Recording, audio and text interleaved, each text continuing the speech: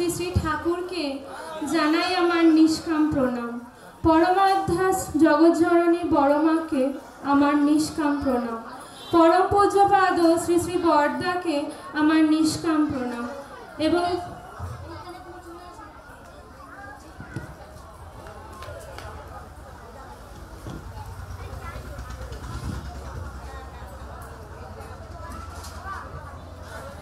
এবং পূজ্যপাদ শ্রী শ্রী আচার্যদেব দাদাকে আমার নিষ্কাম প্রণাম এবং ঠাকুর বাড়ির প্রত্যেকে জানাই আমার প্রণাম। এখানে আমি আমার স্বরচিত একটি কবিতা বলতে চলেছি। কবিতার নাম পরম পিতা, স্থান দেওঘর। আমার দেখা এক আশ্চর্য শ্বেত মূর্তি। আশ্চর্য বলার কি কারণ, চলো এবার দিই তার বিবরণ। আর পাঁচটা মানুষের থেকে সে একটু আলাদা। তার মুখমণ্ডল এতই উজ্জ্বল যেন বিশ্বজোড়া আলো।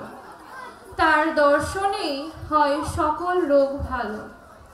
তার চোখ দুটো কোমল পদ্মের মতো, যার দৃষ্টিতেই মুছে যায় জ্বর জ্বালা ক্লান্তি যত। এ বিশ্বের সকল শুভ সকল সঠিক চলে তার পিছু পিছু। সকল ভক্তরা তার চরণে করে মাথা নিচু। তার দেহের উজ্জ্বল গৌর বর্ণ দেখে মনে হয় হয়তো স্বর্ণ। তার কাছে ধনী গরিব সকলই সমান, নেই কোনো ভেদাভেদ। তার কাছে সকলই পূর্ণ গ্রন্থ, তা হোক না কোরআন, বাইবেল কিংবা বেদ। আমার খুব সাধ আবার যদি জন্ম নিই আমার মাতৃ জঠরে, জন্ম থেকে পাবো আমি প্রভু তোমারে। সেই আশ্চর্য মূর্তির মানুষটি আমার পূর্ব পরবর্তী এবং বর্তমান। তিনিই আমার মা, আমার সম্মান। শক্ত হাতে ধরে রেখেছেন আমার জীবন নৌকার হাল। তিনিই আমার পরম পিতা, আমার পরম দয়াল।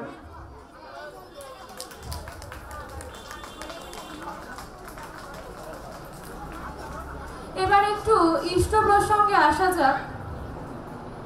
পরম প্রেমময় শ্রী শ্রী ঠাকুর তার অমীয় গ্রন্থ এবং তার বাণীগুলি